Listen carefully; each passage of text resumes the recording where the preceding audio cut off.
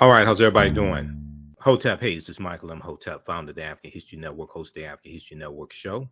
I'm a talk show host, researcher, lecturer, writer, and historian. It is Tuesday, May 31st, 2022, and we are live. So I wanted to do a brief overview of a 10-week online course that I teach on Saturdays. You probably have heard me talk about it previously if you listen to the African History Network show. It's an exciting 10-week online history class that I teach called Ancient Kemet, the Moors, and the Maafa, Understanding the Transatlantic Slave Trade, what they didn't teach you in school. Kemet's one of the original names for Egypt. So I teach this class usually on Saturdays, 2 p.m. to 4 p.m. Eastern Standard Time. And we do the sessions live. All the sessions are archived and recorded. So as soon as you register, you can watch the class we just did this past weekend. All right, so I do a PowerPoint presentation. We have book references, articles, video clips. We deal with thousands of years of history and what leads up to the transatlantic slave trade taking place. And we look at this history chronologically as much as possible. So I want to do a brief overview here. We're going to look at some slides here. And these are some of the actual slides from the class. These are some actual slides from the class. So everybody share this broadcast here on social media platforms and give us a thumbs up, give us a heart, give us a like. And we have the information here, the thread of the broadcast, so you can register for this online course. And we have it in a bundle pack also, where you get a lot of bonus content as well. So we'll talk some about that. So we can start studying our history in slavery. Even when we study the transatlantic slave trade, which is important to study, we can't start in 1619 or in the 1440s and 1441 with the Portuguese Anton Gonçalves going into what is present-day Mauritania and picking up Africans, taking them back to Portugal. We have to understand the history chronologically and deal with the 800-year occupation of Europe by the Africans known as the Moors, who entered the Iberian Peninsula, today known as Spain and Portugal, from North Africa in 711 AD. And the Moors are taking the teachings from ancient Kemet, from ancient Egypt into Europe. From the Nile Valley region of Africa, they're taking this into Europe, and this is what is going to bring Europe out of the Dark Ages, and it's going to be to our detriment. So this course not only deals with the transatlantic slave trade, but thousands of years of history that leads up to the transatlantic slave trade taking place. August 20th, 2019 marked the 400th year anniversary of those 20 and odd Africans or 20 and odd Negroes who came into Point Comfort on August 20, 1619 on the White Lion pirate ship, the White Lion English pirate ship, in what would later be called the colony of Virginia. So this was known as the year of return, and many African Americans were reconnecting and are reconnecting to Africa and traveling to Ghana and other West African countries. When we discuss the transatlantic slave trade, we have to first understand that African people are the original people of North, Central, and South America and have been in the land that we call the United States of America at least 51,700 years. And we look at some of the information from Dr. David Imhotep, author of the book, The First Americans Were Africans, Documented Evidence. And he's a friend of mine. I've interviewed him probably 13, 14 times or so.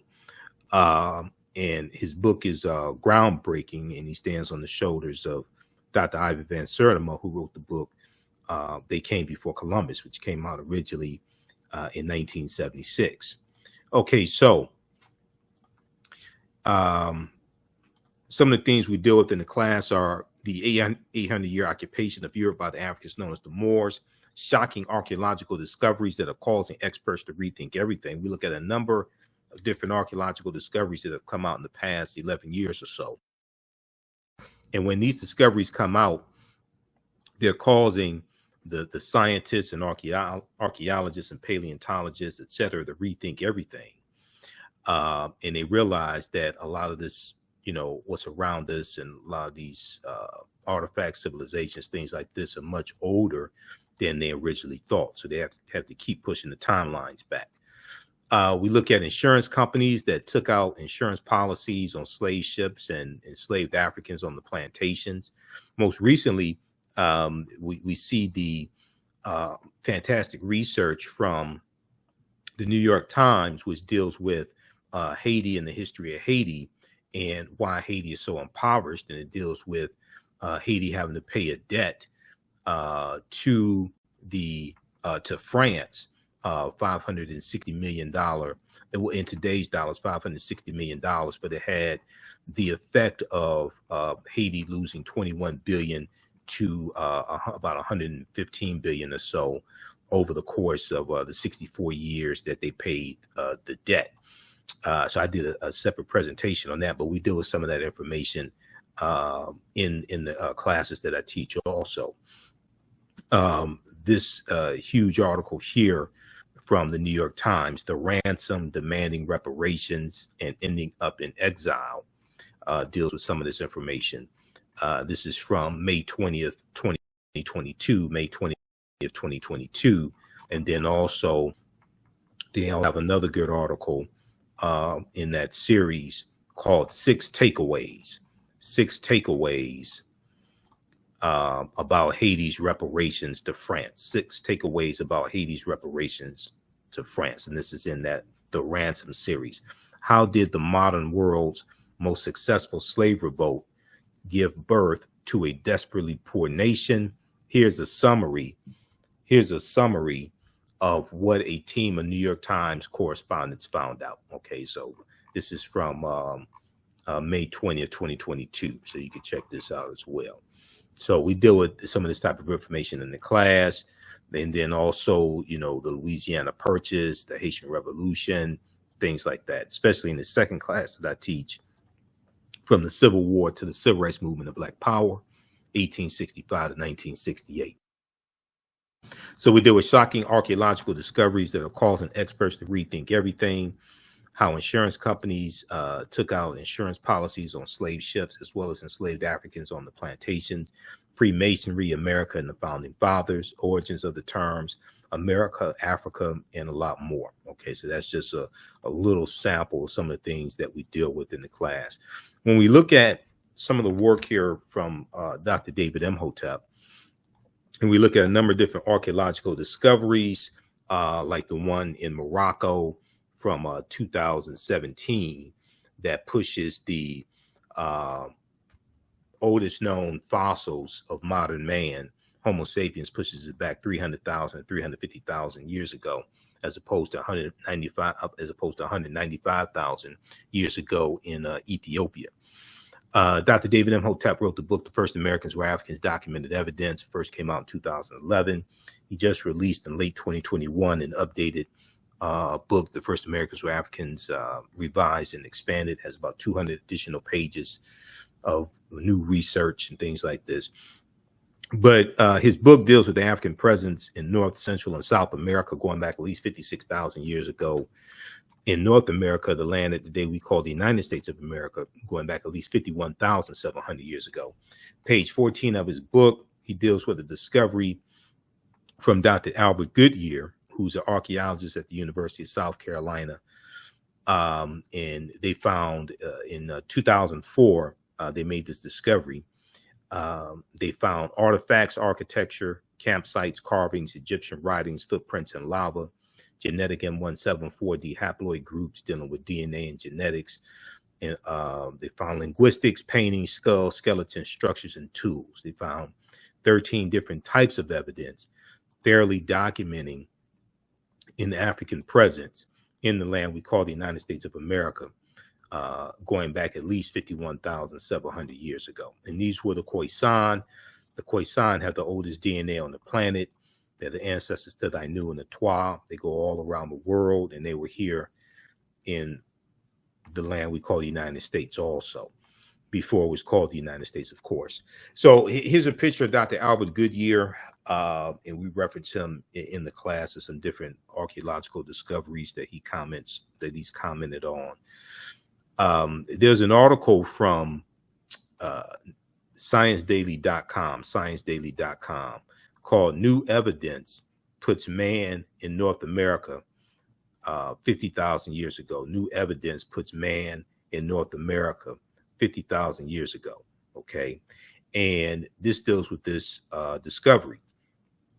And what they found, now this is a summary from ScienceDaily.com. The article is still there. You can go and read it now. ScienceDaily.com is a scientific website. They have scientific discoveries, breakthroughs, archaeological discoveries, things of this nature. So here's a summary of what the article says regarding this discovery.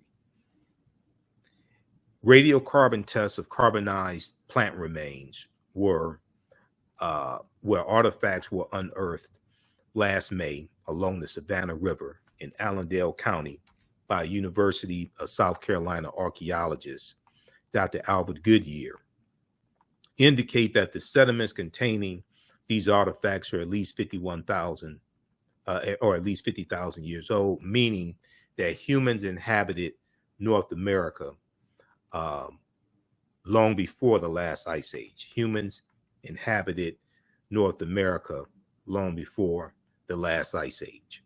So they're talking about the Koisan. Okay. Now, give us a thumbs up, give us a heart, give us a like if you like this broadcast. Be sure to register for this online history class also. You can use this information with your children as well. I would say the information is PG-13. So we have how you can register right in the thread of the broadcast. As soon as you register this content, you can start watching. You can join us in class this Saturday. Next class is Saturday, June 4th, 2 p.m. to 4 p.m. Eastern Standard Time. So the Koisan, in October 2012 genetic study published in Science magazine, which is another scientific magazine that have archaeological discoveries, things like this. In Science magazine found that the Koisan in Southern Africa are the oldest ethnic group of modern humans, with their ancestral line originating about 100,000 years ago. The Koisan, formerly called by the derogatory term Bushmen, are genetically unique, and no other currently known population had separated so early from our common modern human ancestor, according to the report. You may also hear them referred to derogatorily as pygmies. Okay, these are the Koisan. That's a derogatory term. And they're the ancestors to the Ainu and the Twa.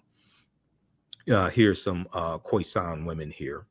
So the Koisan live mainly in Southern Africa in territory spanning Botswana, Namibia, Angola, Zambia, Zimbabwe, and South Africa. They are largely divided into two groups, hunters and gatherers. The Sans people, hunters and gatherers, and keepers of livestock, the Khoi people. The Koisan languages include the distinctive click sounds that are not found in the languages of their neighbors. AtlantaBlackStar.com is a good article dealing with some of this type of information. 5 ethnic groups that prove the first humans were black. Okay. We deal with also the people, the Africans on the Andaman Islands as well, the Jarawa, also who are believed to have lived in their Indian Ocean home for up to 55,000 years. Similar in appearance to the so-called African pygmies, short, dark skin with peppercorn hair and large buttocks, Stetopigia. The Andamanese are direct descendants of the first modern humans to have inhabited Asia, according to a 2002 Stanford University study. They probably left Northeast Africa by boat over 50,000 years ago and traveled along the coastlines of the Arabian Peninsula in India. Okay, so here's Dr. David Imhotep was interviewed by WKRP in Cincinnati, Channel 5, back in 2011 when his book came out. So I'll show you that excerpt of that interview in the class. So one of the archaeological discoveries that we deal with came out in February 2010, and this was a huge discovery. And we know at least 130,000 years of our history has been stolen. This is something Runoko Rashidi has talked about, and Dr. Charles Finch. And we use a couple of Runoko's books in the class for reference as well. You don't have to buy any of these books, but we use them for reference. So on Crete, new evidence of very ancient mariners. On Crete, new evidence of very ancient mariners. February 15th, 2010, this article came out from the New York Times. Okay, it was in their science section. And this deals with the discovery that was made over the course of 2 summers.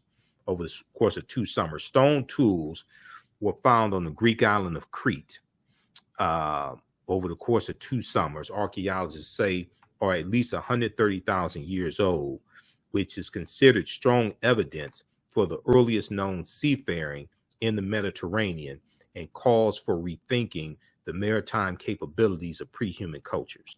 Now, Crete has been an island for more than 5 million years, meaning that the tool makers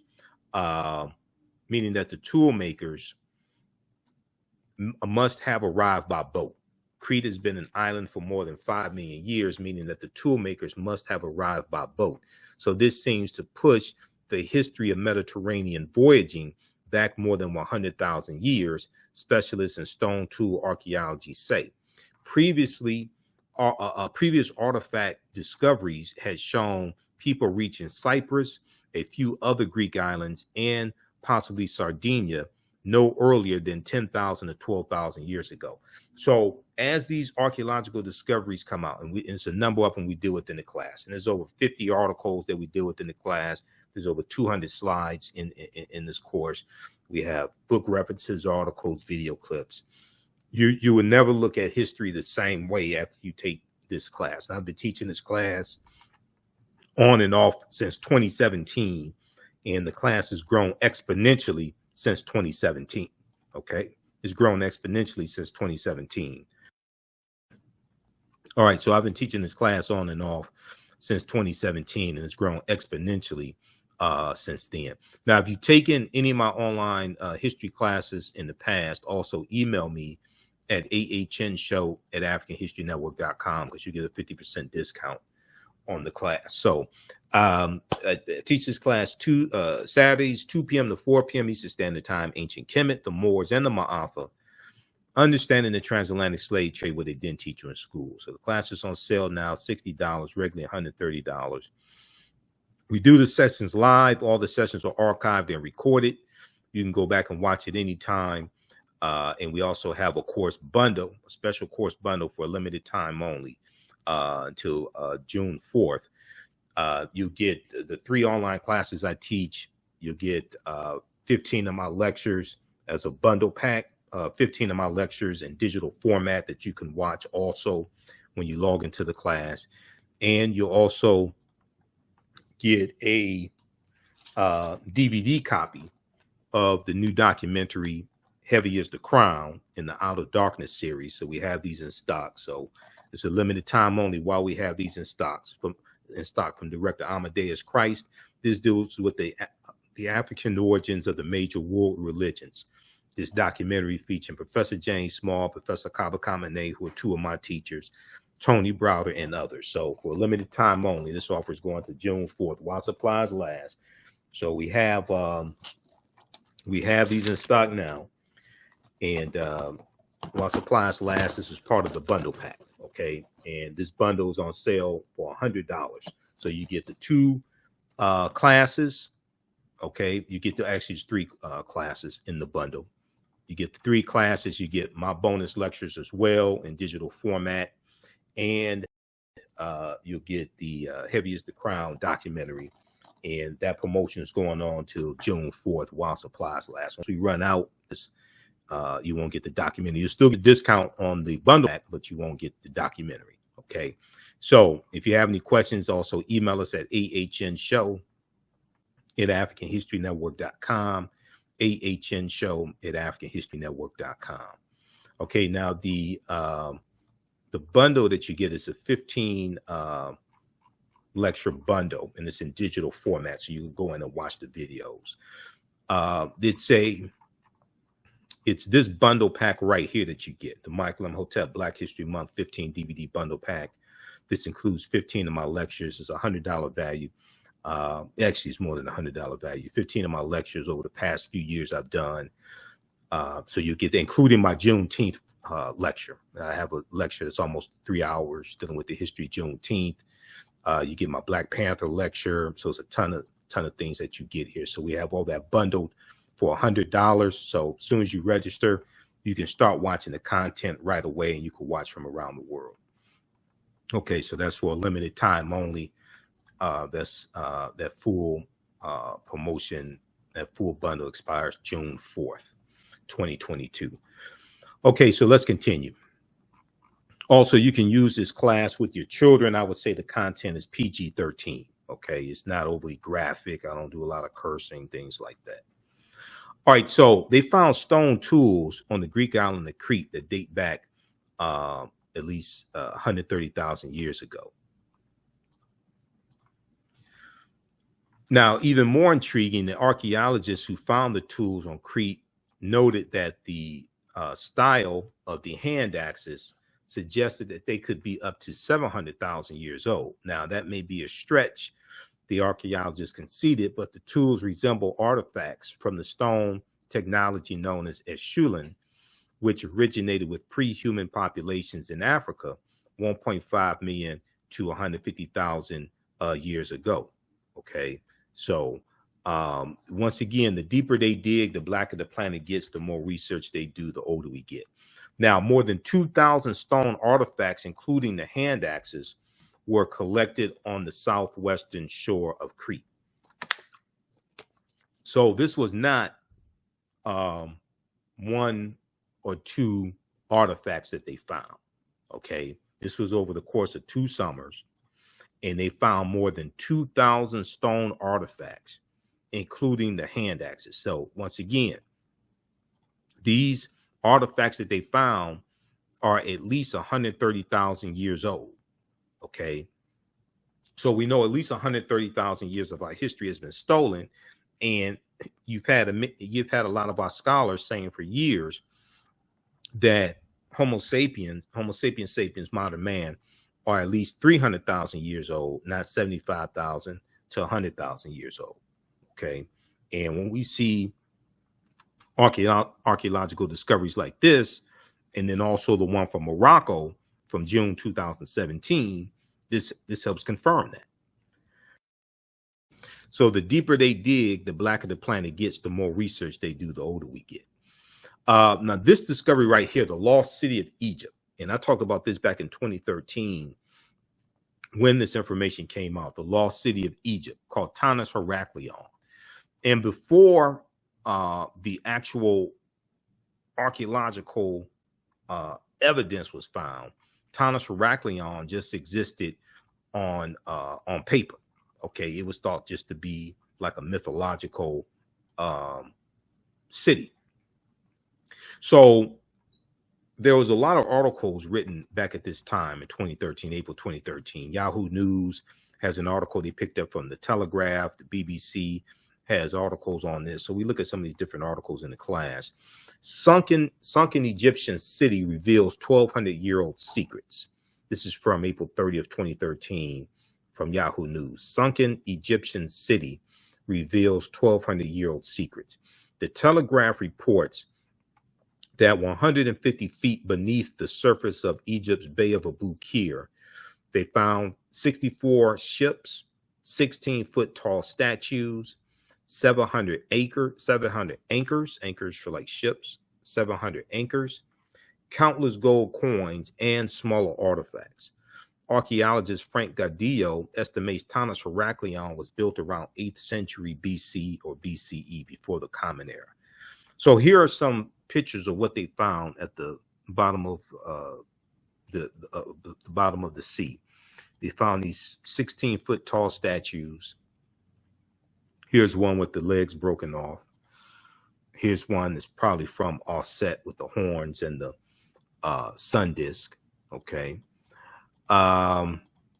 So now this other archaeological discovery right here, the lost city of Egypt, the lost city of Kemet, that was a recent archaeological discovery as well.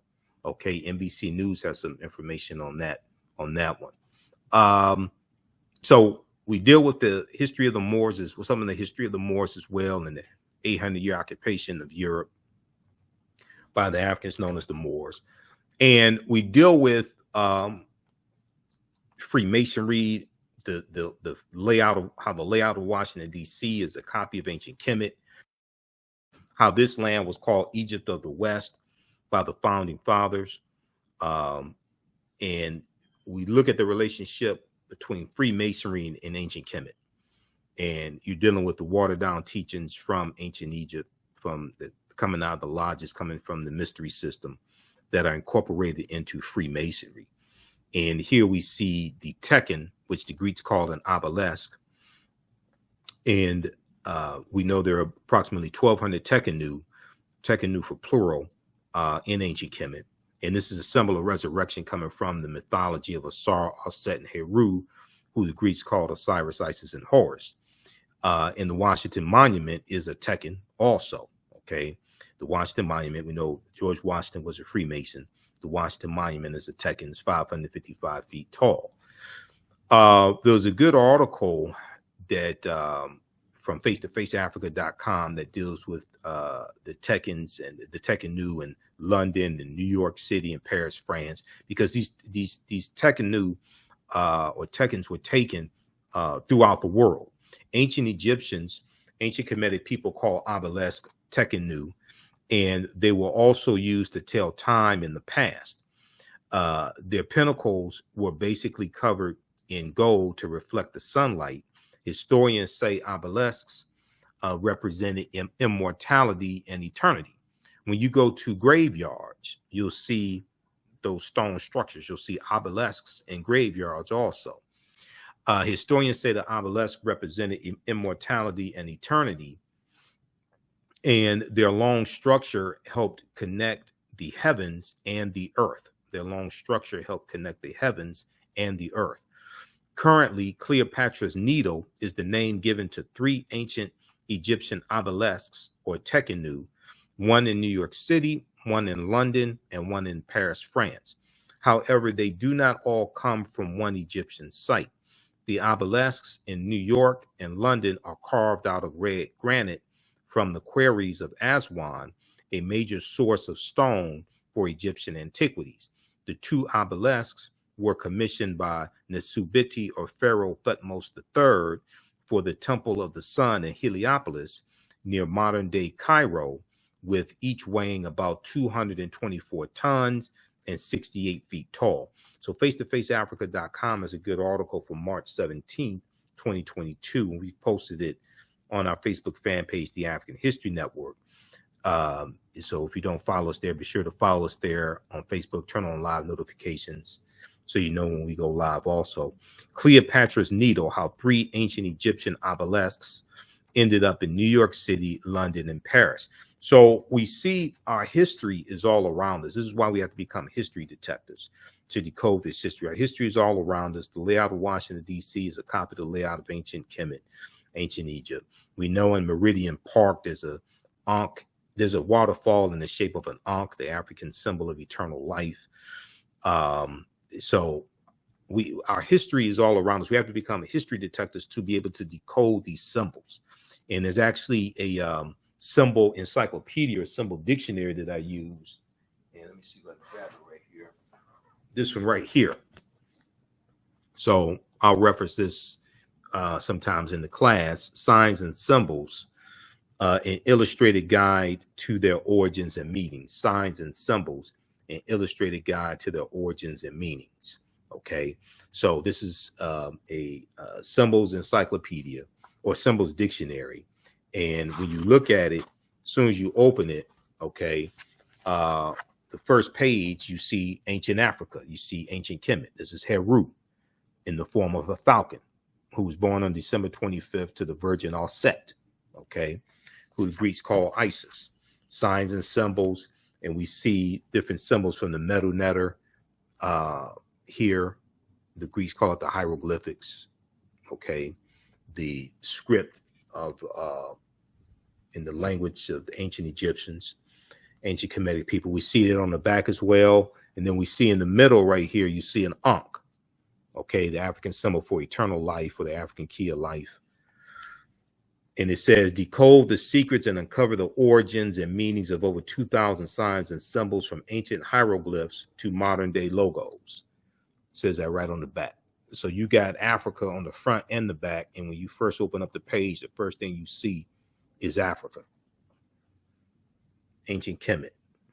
Okay. All right. So this is from Covenant Garden Books, it looks like. Yeah, Covent Garden Books, Signs and Symbols. So this was about 10, how much? This is something like $10 or something when I got it. $10, $15 when I got this. I got this from Barnes and I think it was Barnes and Nobles or Borders Books, one of them. I got this years ago. I got this in August of 2011. I got that in August of 2011. Okay, let's continue. How y'all like this type of information? Give us a thumbs up. Give us a heart. Give us a like on this broadcast. Share this broadcast on your social media platforms. Invite your friends to tune in as well. Be sure to register for this 10-week online class that I teach. Ancient Kemet, the Moors, and the Maafa. Understanding the transatlantic slave trade, what they didn't teach you in school. So we have the information here in the thread of the broadcast. Also, it's at our website, AfricanHistoryNetwork.com. We have the information there. And if you have any questions, you can also email me at ahnshow@AfricanHistoryNetwork.com. Okay, but we have the information right on the homepage of our website, and it's in the thread of this broadcast as well. And you can inbox us here on Facebook or YouTube if you have any questions. Okay, let's continue. So here is a famous statue of Asar Aset-Heru, who the Greeks called Osiris, Isis, and Horus. And they're known as the First Holy Trinity. The First Holy Trinity. And the Tekken comes from the story of Asar being cut up into 14 pieces by his brother Set, and Aset, his wife, recovers 13 of the pieces. The 14th piece is missing, the phallus. So she erects the Tekken, which is a symbol of the phallus that's missing, but it's a symbol of resurrection. So there were approximately 1,200 Tekkenu built in ancient Kemet. But only about a dozen are found in Egypt today. Okay, somewhere between, some sources will say less than 12. Some sources will say about 7 or so, somewhere between 7 to 12. Many of the Tekkenu removed from Egypt are now in Istanbul, Turkey, London, England, Paris, France, Berlin, Germany, New York, New York City, Rome, Italy, Vatican City, and elsewhere throughout the world. So people will see these and not know that it's from Africa, either physically taken from Africa or that symbol originally comes from Africa. And they're just associated with wherever it is. Okay. They're just associated with wherever it is. Yeah, they're stolen. But they won't associate with the Nile Valley region of Africa. They won't associate it with African people. So the Tekkenu are now called Obelisks by their new owners, and few know their origin or that they symbolize the resurrection of the African king Asar. So if you read Egypt on the Potomac by Tony Browder, and that's one of the books we reference in the class. So you don't have to buy any of these books to be able to follow along in class. But if you want to have them for your library, you can do that. These are good books to use with your children also. So here's Egypt on the Potomac by Tony Browder. It's a fantastic book. It's 72 pages. But this book will blow you away. Okay, Egypt on the Potomac. So check out page 17 of Egypt on the Potomac. All right, now Freemasonry. The word Mason is derived from the Latin words mass and sun. Mason means child of light and expresses the desire to pursue light, which is a metaphor for the sun, which symbolizes knowledge. The term child of light or sons and daughters of light was first used to identify students who had completed 42 years of study in the temples of ancient Kemet, okay, who had completed 42 years of study in the temples of ancient Kemet. Many Masonic temples were modeled after the temples of ancient Kemet, places where light or knowledge was imparted in a series of steps or degrees. So, the concept of the liberal arts colleges, the concept of going to college and getting your credentials in a series of degrees, associate's degree, bachelor's degree, master's degree, philosophy degree, PhD, what have you, that comes out of ancient Kemet. That comes from the Nile Valley region of Africa. When you read Stolen Legacy by George G.M. James, here's a copy of it right here. When you read Stolen Legacy by George G.M. James, Greek philosophy is stolen Egyptian philosophy. Okay, this is an old copy that I got December 8th, 1993, when I was in college. Okay, so he talks about how he talks about the 7 liberal arts, the arithmetic, the logic, the rhetoric, things like this, the trivium and the quadrivium. And he also talks about how the Moors were the custodians of the ancient Egyptian mystery system as well. And they're going to take these teachings into Europe. So in ancient times, we know that, and even today, we know that light is associated with knowledge. Light is associated with knowledge. And the African Moors are taking the light, the knowledge from ancient Kemet, from ancient Africa. They're taking it into Europe during the Dark Ages. So the western portion of the Roman Empire is crushed by the Vandals and the Visigoths in 476 AD. And Europe is cast into this period of hundreds of years of ignorance and civil wars and things like this, known as the Dark Ages.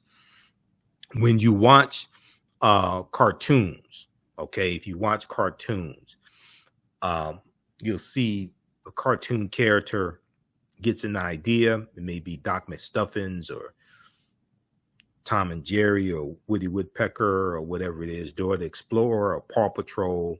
But the cartoon character gets an idea and you'll see a light bulb go off over their head. Light associated with knowledge. Okay. If you have a child who's in class that's not smart, that child may be referred to as a dim-witted child. Lack of light, dim. Okay. So the term child of light or sons and daughters of light was first used to identify students who had completed 42 years of study in the temples of ancient Kemet. So check out pages 18 and 32 of Egypt on the Potomac by Tony Browder. Fantastic book. Now, Masonic temples are considered houses of light or temples of learning. They were also referred to as the Per Ankh, house of life. The term Mason, child of light, is a direct reference to the highest degree of the Kemetic education system. The 33 degrees of instruction within Masonry represent a fraction of the 360 degrees of instruction that comprise the ancient Kemetic system of education. Yet with less than 10% of the wisdom of ancient Kemet, Freemasons have held positions of influence and power throughout the world for over 200 years.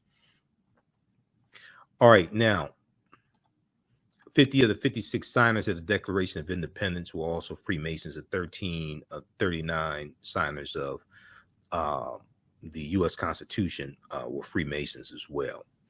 Okay, so we deal with, of course, Set and Asar and Heru, different things like this. We'll talk about some of the different Neteru as well. We know Set, first queen of Kemet, first queen of Egypt in the mythology, mother of Heru. Heru was born on December 25th, and it was a virgin birth.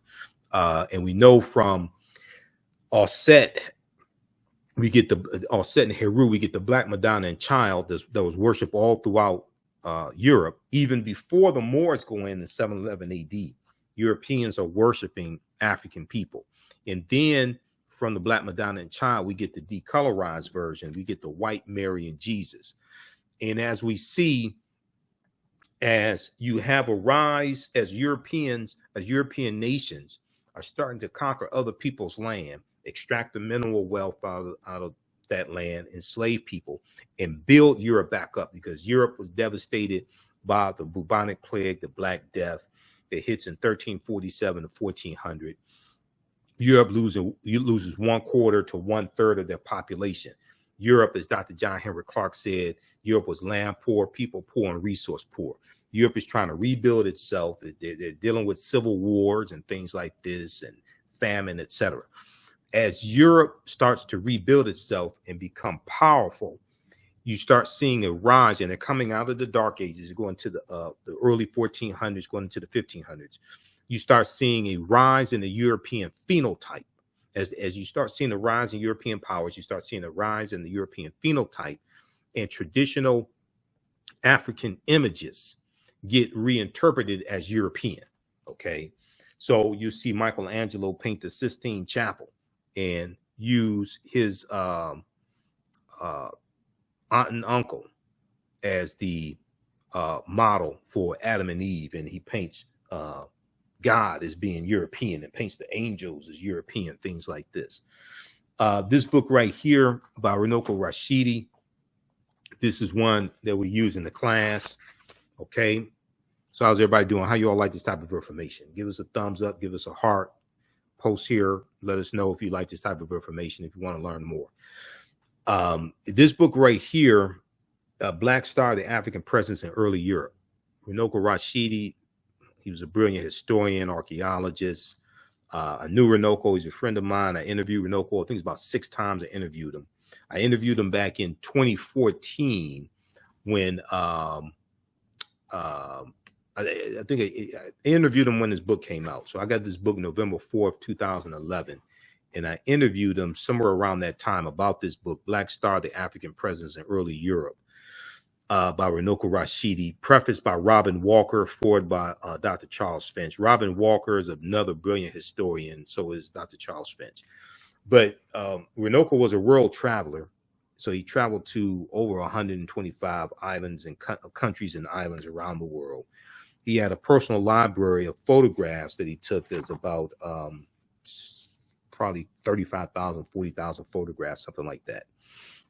But in here, he has photographs that he took all around the world, documenting the African presence throughout Europe. Okay, and you see page 90 and 91. You see pictures of the Black Madonna and Child. You see it in Switzerland. Okay, you see it in Saskatchewan, Poland. Okay, paintings and statues of the Black Madonna and Child. You see it, this one here, this is a famous one, Black Virgin and Child statue in St. John's Church, Luxembourg City, Luxembourg, right here. You see it, the Black Virgin of Madrid, Spain. This is in Spain, where the Moors go in. Okay, so these Europeans were worshiping African people. This one right here is the national flag of Sardinia, which is an Italian island in the Mediterranean, national flag of Sardinia. It has 4 African Moors heads on the national flag. This right here is the coat of arms of Pope Benedict XVI with the head of a Moorish king on it. Because a lot of these Europeans also had Moorish ancestry as well. Okay, because the Moors were intermixing into the population, into the European population. So you're going to have a lot of Europeans that have some type of Moorish ancestry also, and they would have it in their coat of arms.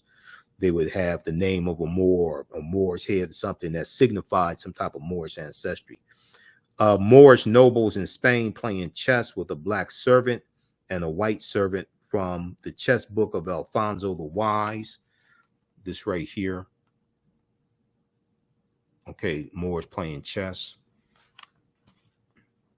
So this is a deep book. Now this one right here, page 89, okay, Our Lady of Pilar, Gothic Cathedral.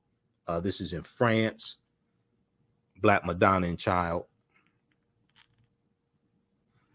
Okay, then you have the Black Virgin of Paris, Black Madonna and Child also. And then this one here, this is in Spain as well, Montserrat, Spain. This statue also, Black Madonna and Child. They were basically worshiping African people. And then what's crazy is that they were worshiping, Europeans were worshiping the Black Madonna and Child. But then today you still have some African Americans that worship a white Mary and Jesus, or believes Jesus is white or God is white or something. It's just backwards. It's just totally backwards. Okay, let's continue. So, and I remember in the 1970s, late 1970s, when the Shazam and ISIS hour used to come on Saturday mornings. It was like 11 p.m. Eastern Standard Time, Saturday mornings. The Shazam and ISIS hour is a live action TV show on CBS. And I used to watch it when I was a kid. And they showed us this white woman named Isis. And she could fly through the air. She had these magical powers. She was super smart, things like this. And they said that she got her powers from ancient Egypt. But they didn't tell us that Isis was an African woman.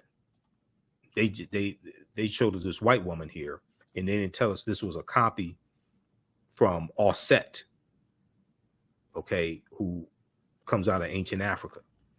They didn't even tell us, you know, in the show. I don't even remember them saying that the ancient Egyptians were African people, were like black African people, not brown skinned Caucasians, but like black African people. So this is why I say, will the real ISIS please stand up? This is more of the theft, the cultural appropriation. Okay, so we deal with different Neteru as well to better understand this also. Here we have Heramakhet, Heru on the horizon, who the Greeks call the Sphinx, what the Greeks call the Sphinx. When we look at patron saints, and a lot of your early African saints, a lot of your early Christian saints are going to be Africans. But when we look at patron saints take the place of the Neteru. The Neteru are dealing with the different forces of nature, the different manifestations of that one creative principle of the supreme force. Many of them are helpers of Amun-Ra, helpers of God, helpers of the supreme being. Okay. And they have different attributes, and different Neteru watch over different groups of people, or watch over different cities, I should say, watch over different cities.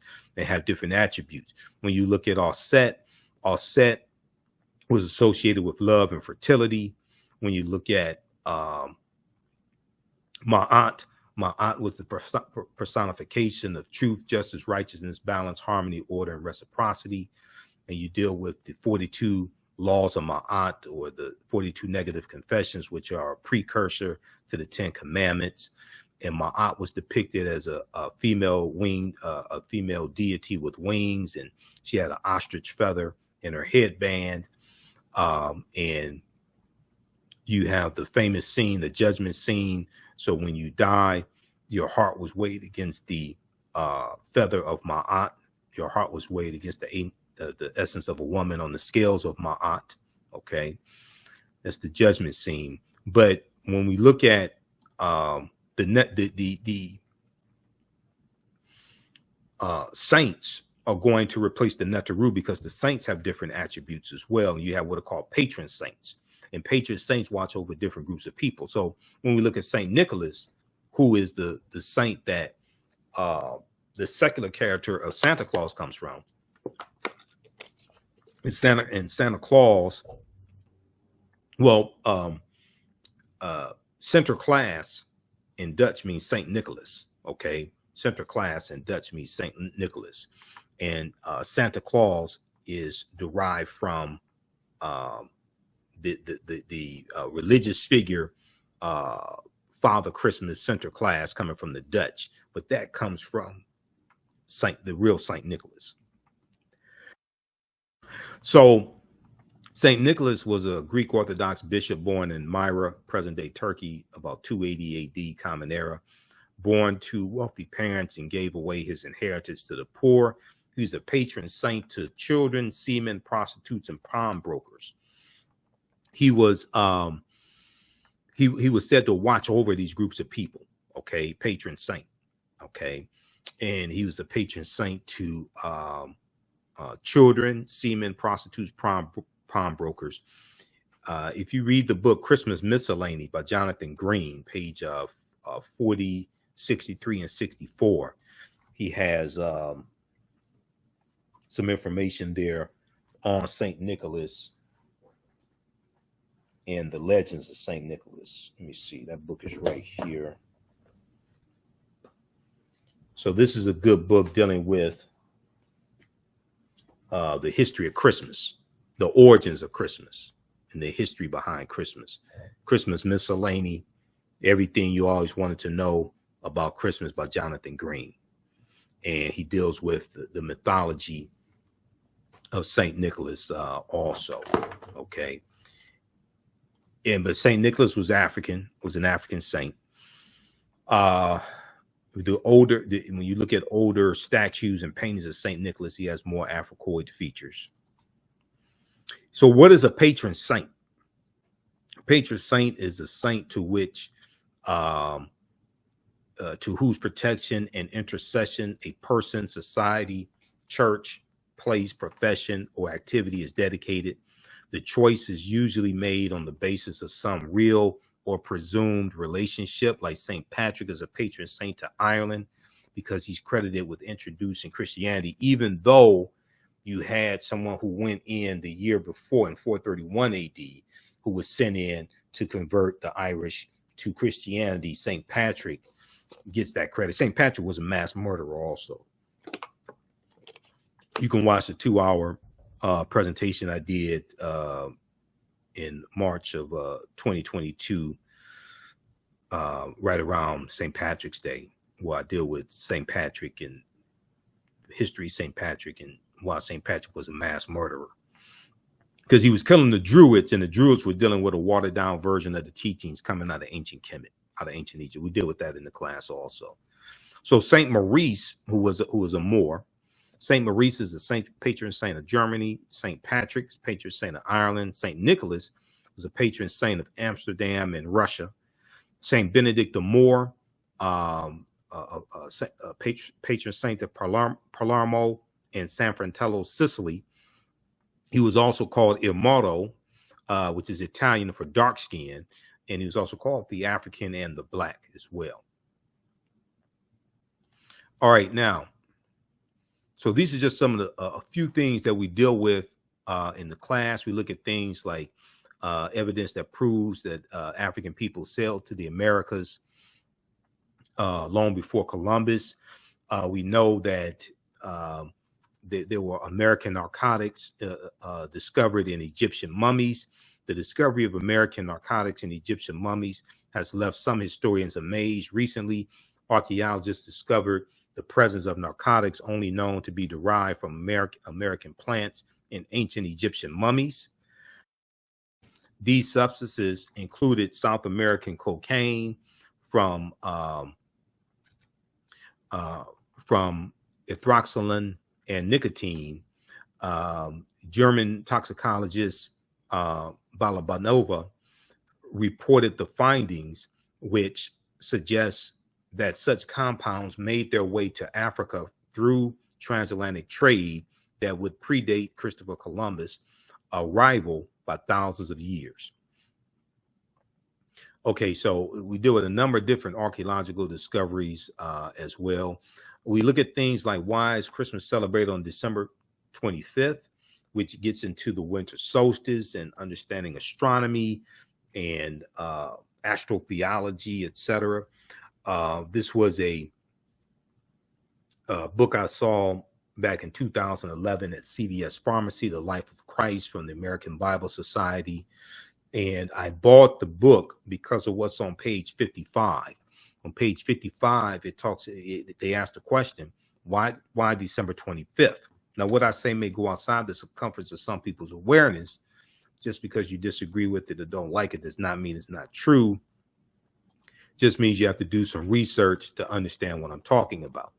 Okay, so they asked the question, why December 25th? Why is Yeshua or Jesus' birthday said to be on December 25th? Nowhere in the biblical text does it state that Jesus or Yeshua was born on December 25th. And we know the letter J did not exist until 1630 AD. The letter J is derived from the letter I. When you look up the word Jesus in the dictionary, it takes you back to Yeshua, which is Hebrew. So it says, here it's a little hard to make out, but I try to blow it up as much as possible. It says, in Christianity's early years, people debated when Jesus' birthday should be celebrated. Some Christians were against observing Jesus' birthday at all, as they did not want Jesus or Yeshua compared to Pharaoh and Herod. Now, which Pharaoh are you talking about? Pharaoh is a title, not a name. Which Pharaoh are you talking about? And these people's birthdays were commemorated.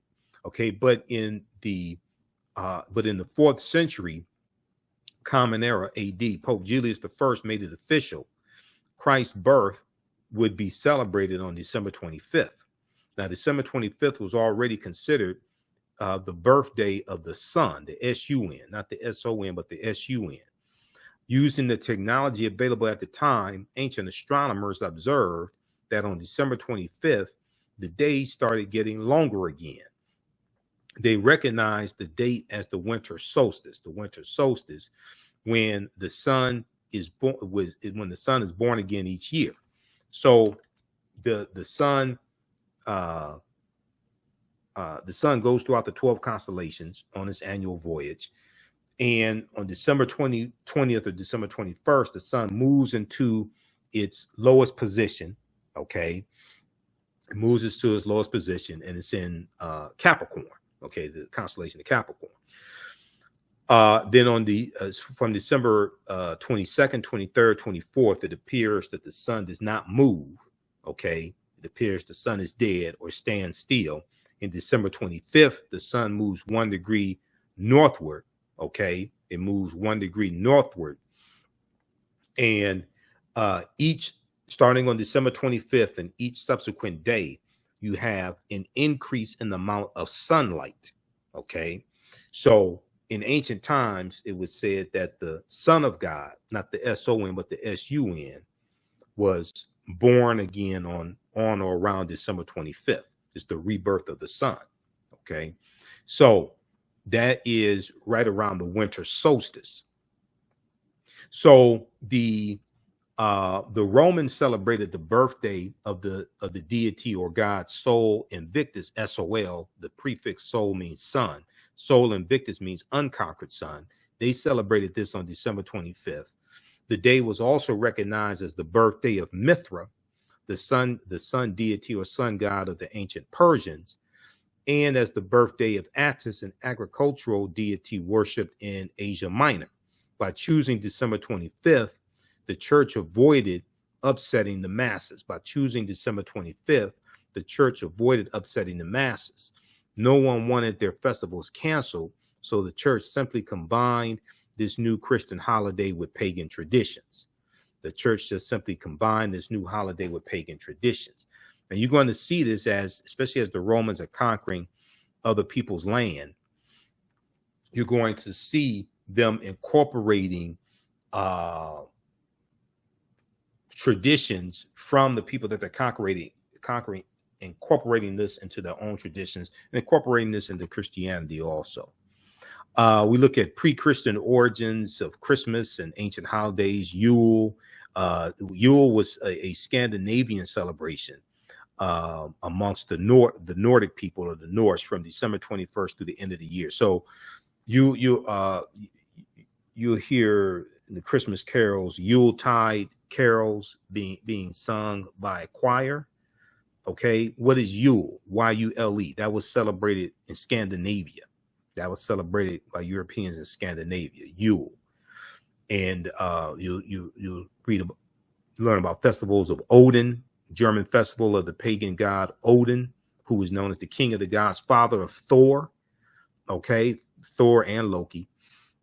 Midwinter holiday, the festival of Saturnalia, which is a Roman festival in honor of the Roman agricultural deity Saturn. Okay, celebrated December 17th through December 25th. The festival of Saturnalia, yeah, the festival of Mithra, ancient festival in honor of the Persian sun deity, from December 25th through January the 1st, also celebrated by the Roman elite. So as you go do more research and study this history, and we look at all this in the class, as you go through and look at this, what you're going to see is that you had the various cultures, you had these different deities whose birthday and celebrations was on or around December 25th. If you read Christianity Before Christ by Dr. John G. Jackson, he breaks this down in the book, and this deals with astronomy and all this, the winter solstice, everything. Christianity Before Christ by Dr. John G. Jackson. This is an old copy I got back in 1994. But this is another book that we use in the class as well. Okay. I got this December 31st, 1994. Okay, how y'all like this type of information? Give us a thumbs up, give us a heart, give us a like. You can register for this class right now. Ancient Kemet, the Moors, and the Maafa, understanding the transatlantic slave trade, what they didn't teach you in school. The class is discounted. So it's on sale right now, $60 for very limited time only. It's regularly $130, so it's over 50% off. We do the sessions live. All the sessions are archived and recorded. You can go back and watch this class anytime, even after the course is over with, a year from now, 2 years from now. You'll still have full access. You can go back and watch the class. I do a PowerPoint presentation. We have book references, articles, video clips, etc. We have the information here in the thread of the broadcast. It's also at our website, AfricanHistoryNetwork.com, AfricanHistoryNetwork.com. We have a course bundle where you get all three of my classes, and you get some bonus lectures from me also in digital format. We have a course bundle on sale for $100. The sale is going on to June 4th, 2022, limited time only. So you'll get this class, and you'll also get my Sunday class, which is from the Civil War to the Civil Rights Movement and Black Power, 1865 to 1968. So we look at history starting in 1803 with the Louisiana Purchase and the Haitian Revolution, and we look at history chronologically. We look and see what leads up to the Civil War taking place 1861, 1865, Reconstruction era 1865, 1877, Jim Crow era, Great Migration 1915, 1970, World War I, 1914, 1918, World War II, 1939, 1945, Civil Rights Movement, Black Power movement. So we look at history chronologically to see what happened to us after slavery ended, and what were the laws and policies put in place to put us in the predicament we're in today, to understand how we got here, to better understand where we need to go from here. Okay, so that's the class I teach on Sundays. Same format, PowerPoint presentation, book references, articles. You can register for that separately or in the bundle. The bundle is $100, and you can watch from around the world. We do the sessions live. All the sessions are archived and recorded. So as soon as you register this archive content, you can start watching. You can join us in class live Saturday and Sunday for these classes as well. If you've taken any of my online classes in the past, I've been teaching Understanding the Transatlantic Slave Trade going back to 2017. And the second one, from the Civil War to the Civil Rights Movement, I put that curriculum together, and I started teaching that in late 2021. If you've taken any of my online classes in the past, email me at ahnshow@AfricanHistoryNetwork.com.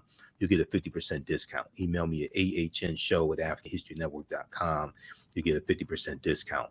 Also, if you want to pay for the class through Cash App, we can do it through Cash App as well. Just email me and we'll set that up through Cash App. Now with the bundle, you also get the bonus of 15 of my lectures. We have they'll be in digital format, but it's this bundle pack that you get from me. 15 of my lectures, that's a bonus. Okay, that's $100 value. So when you log in, you'll be able to watch these lectures also. And some of the lectures that are included, you can order this bundle separately on DVD if you want to, but you'll get this included in digital format in the class.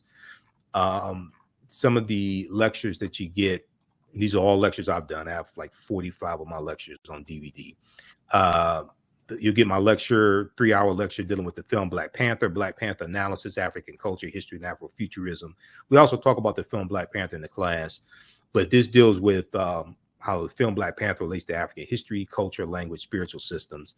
The language in the film Black Panther is isiXhosa, which is a Bantu language. It's spoken in Southern Africa. It's a real African language. Okay, so you'll get that. You'll get this one here dealing with the origins of Black History Month, and Dr. Carter G. Woodson, Breaking the Chains, why we celebrate African American History Month. So we deal with a lot of history there. You'll get this one here.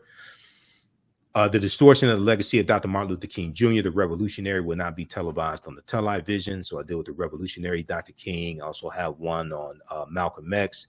Malcolm X, 50 years later, why is he still relevant?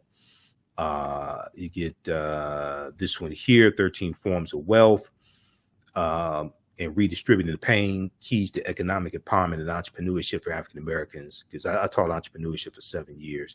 You'll get this double lecture I did with Dr. David Imhotep. We did this lecture here in Detroit back in 2013. The first Americans were Africans, documented evidence. He dealt with that topic, and I dealt with great African women in history, the mothers of civilization. You'll get this one here also, Redistributing the Pain, how African Americans historically fought back with economic boycott. So this is a 4-hour presentation that I did that documents different types of economic boycotts and different types of economic withdrawal strategies that we've had. You get Ancient Kemet, the Winter Solstice, and the History of Christmas.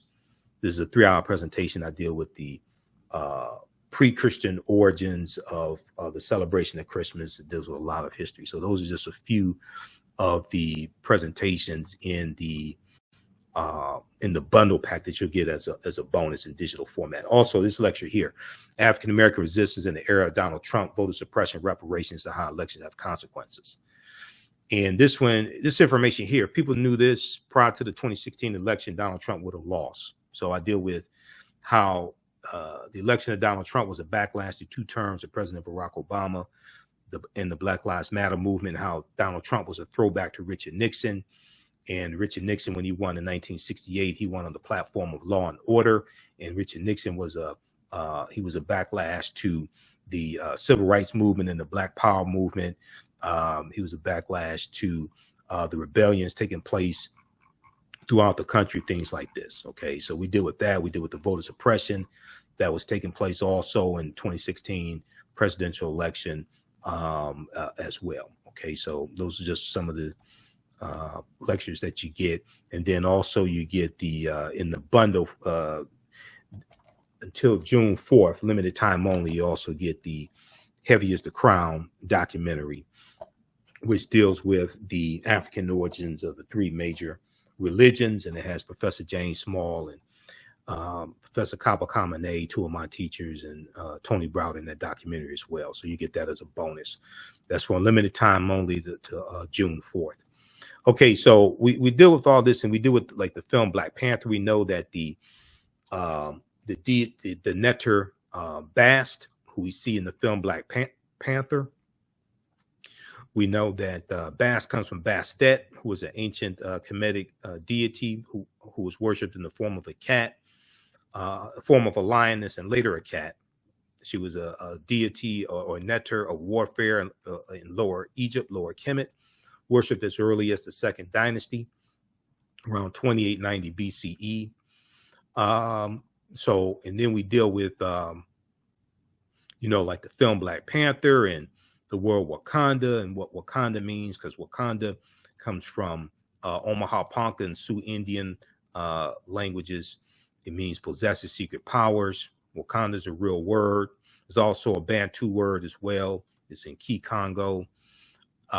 What is Bantu? Bantu languages are a group of some 500 languages belonging to the Bantoid subgroup of the Bantu Congo branch of the Niger Congo language family.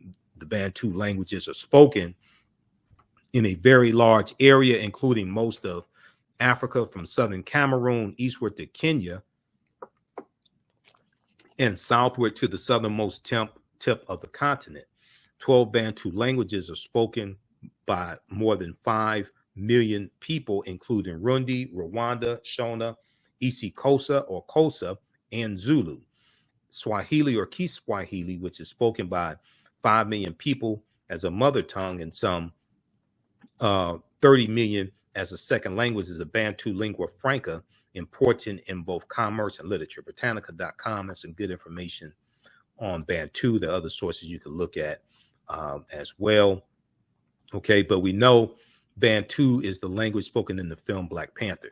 So we look at different ancient civilizations like Carthage, and we look at the Punic Wars and Hannibal Barca as well in the Battle of Cannae in 216 BC. Hannibal defeating the Romans. So we go through and look at this history chronologically. We look at the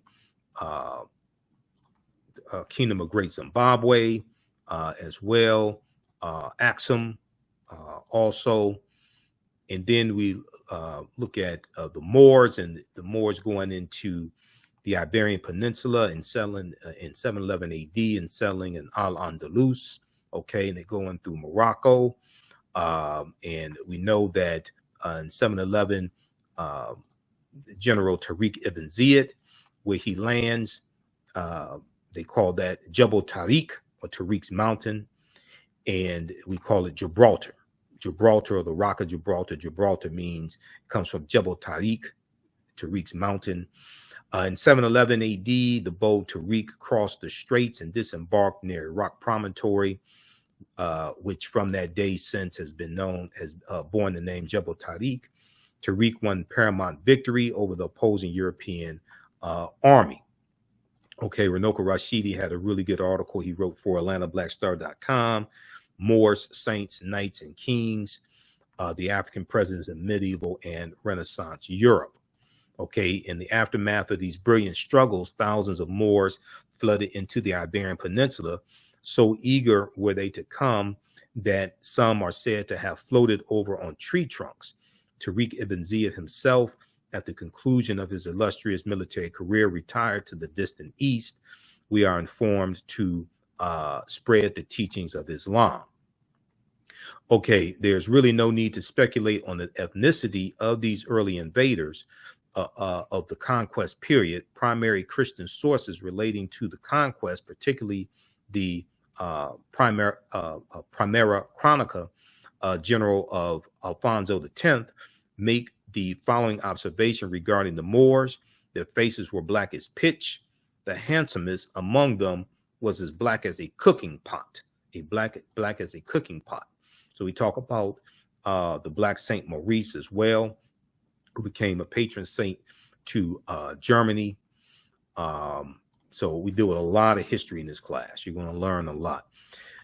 The Mansa Musa, there was a good article from history.com, official website of the History Channel, which shows the relationship between Mansa Musa and T'Challa in the film Black Panther. Here's an excerpt of the article. In the vast fictional universe of Marvel Comics, T'Challa, better known as Black Panther, is not only king of Wakanda. Oops, what did I do? Is not only king of Wakanda. Let's go back here. Advance too far. Is not only king of Wakanda, he's also the richest superhero of them all.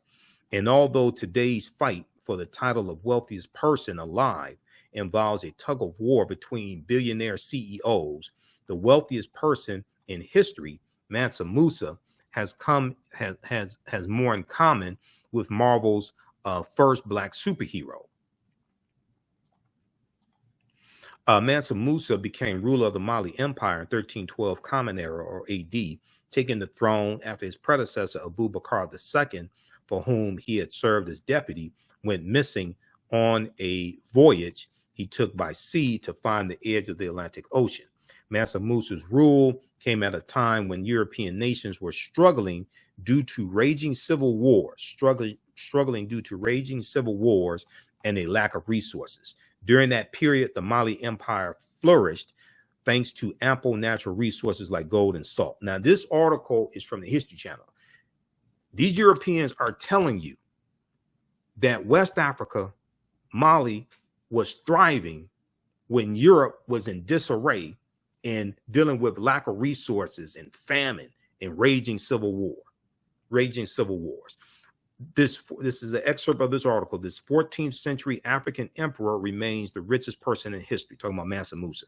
This came out March 19th, 2018, the month after Black Panther came out, which came out February 16th, 2018. This is at history.com.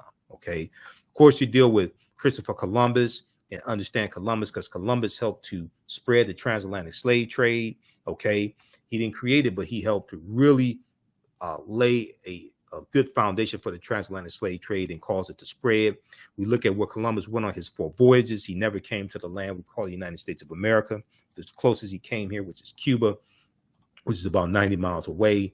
And we know that he set sail August 3rd, 1492.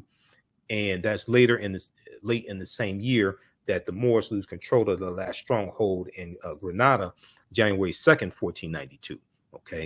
Okay, so these are all some of the things we deal with in the class. There's a ton of information with different timelines of history that we look at as well. So you never look at history the same. Reason why this history is so important is African history and culture give us our foundation. They give us our VIPs, our values, our interests, and our principles.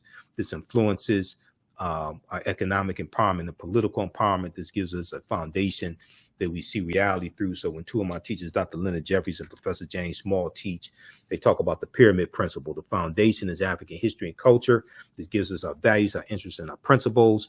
This influences our self-esteem, our self-development, our self-worth. Okay. And then this impacts our economic empowerment, how we engage in economics, the type of businesses we have, the institutions, etc., the forms of businesses, engaging in cooperative economics, the co-ops, which we have a deep, rich history of. And these were principles we brought with us from Africa, the principles of cooperative economics. This also impacts our political empowerment and our understanding of politics. And politics is the legal distribution of scarce wealth upon resources and the writing of laws, statutes, ordinances, amendments, and treaties, their adoption, interpretation, and enforcement. So we have to have a synthesis of all 3 of these. Okay. And our history and culture gives us that cultural paradigm that we see reality through, but also impacts how we see ourselves. What you do for yourself, what you do to yourself, and what you allow the people to do to you and get away with is based upon what you think about yourself. What you think about yourself is based upon what you have been taught about yourself. What you've been taught about yourself is based upon everything you've read, heard, and seen about yourself. Okay, so it's just a brief overview of some of the content from this 10-week online class that I teach on Saturdays. You don't have to be present in class. You can see me, I can't see you. We have a live text chat so you can ask questions in class, but you can view the content anytime. So if you work, you're busy, you can't join us in class live, you can go back and watch it anytime. And we do the sessions live. All the sessions are archived and recorded. You still have access to the full class even after the 10-week online course is over with. So a year from now, 2 years from now, you can go back and watch the entire class. Ancient Kemet, the Moors, and the Maafa, understanding the transatlantic slave trade, what they didn't teach you in school. So we have the information at our website, AfricanHistoryNetwork.com. We also have the link here in the thread of the broadcast. And you can use this information with your children. Also, I would say the content is PG-13. We also have a bundle pack where you can, the course bundle is discounted. It's on sale $100. It's a $385 value. You also get 15 bonus lectures from me that you can watch. They're in digital format also. And we have this promotion going on to June 4th. You'll also get a copy of the new documentary, Heavy as the Crown, from the Out of Darkness series, which deals with the African origins of the major world religions. So while supplies last, we have some of these in stock right now, but you'll get that as an added bonus. But this is a fantastic deal, even without the DVD documentary. Okay, so you can register for this class. As soon as you register, you can watch now. You can watch the class we did this past weekend. And the second course that you get, is from the Civil War to the Civil Rights Movement and Black Power, 1865 to 1968. Okay, that's the follow-up class. I created this second class because this is a crucial period of history. We start in 1803 with the Louisiana Purchase and Haitian Revolution.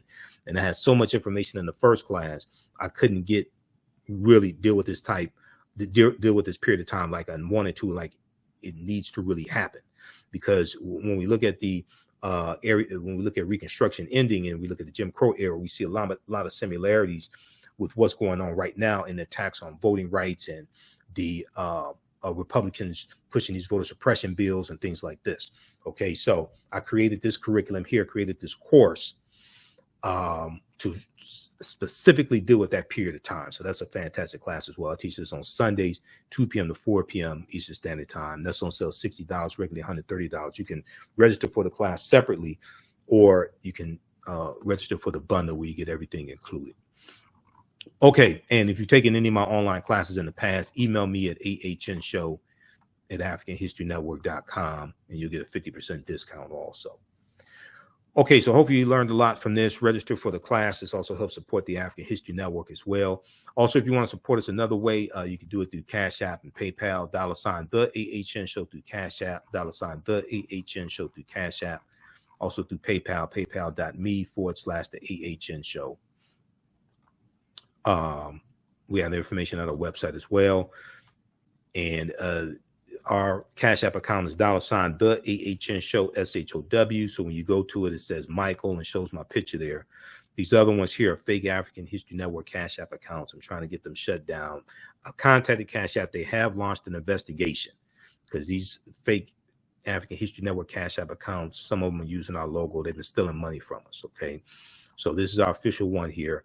Here's our link, and here's the PayPal donate button also. Okay, and if you want to order the documentary on DVD, Heavy is the Crown, you can order it separately here.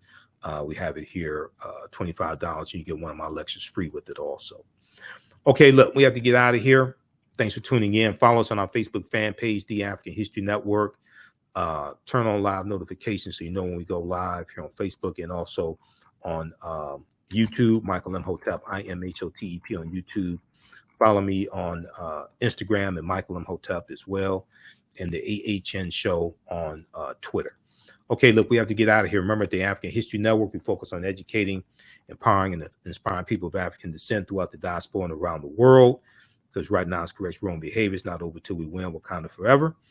Register for the classes. Be sure to listen to the African History Network show Sundays, 9 p.m. to 11 p.m. Eastern Standard Time on 9:10 a.m. the Superstation WFDF.